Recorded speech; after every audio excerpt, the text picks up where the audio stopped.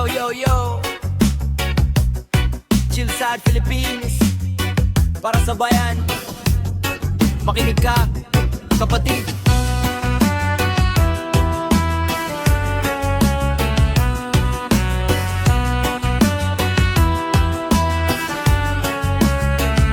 Sa taas ng gusali, naka-icon ng upaan. Habang nasa kalsada, pawis ang kabuhayan. Buwis ng masa, parang bulalang nawawala. Sa papel may proyekto pero saan napunta? May pangakong napako sa entablado ng salita, pero ang laman ng bulsa nila lalong kumakapal pa. Habang ang karaniwang tao kumakalamang sikmura, sila'y busog na busog sa kaban ng pera ng masa. Hindi na bulag, hindi na pipi ang bayan. Ramdam na ang bigat ng kasinungalingan. Mga buhaya nakangiti sa kamera, pero ang kamay nasa kaban ng pera. Mga buhaya nagpapanggap na tagapangalaga, pero ang totoo ba yan ang kinakain nila?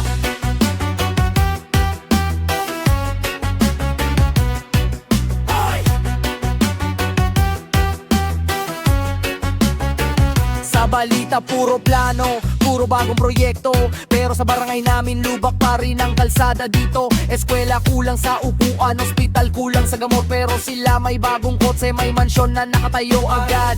Kontrata at lagayan, palakasan sa posisyon, hindi serbisyo kundi pansariling ambisyon. Ang hustisya mabagal kapag mahirap ang lumalapit, pero pag mayaman ang may sala, parang hangin lang ang kapit.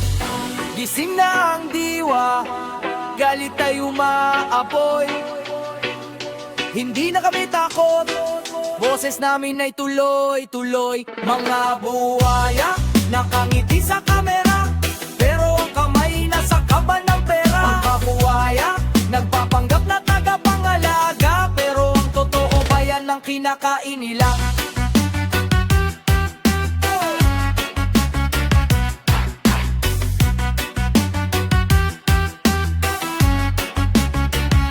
Hindi ito kwento, hindi ito biro, ito'y sigaw ng taong pagod na sa gulo. Hindi kami kalaban, kami ang mamamayan na humihingi lang ng tapat na pamahalaan.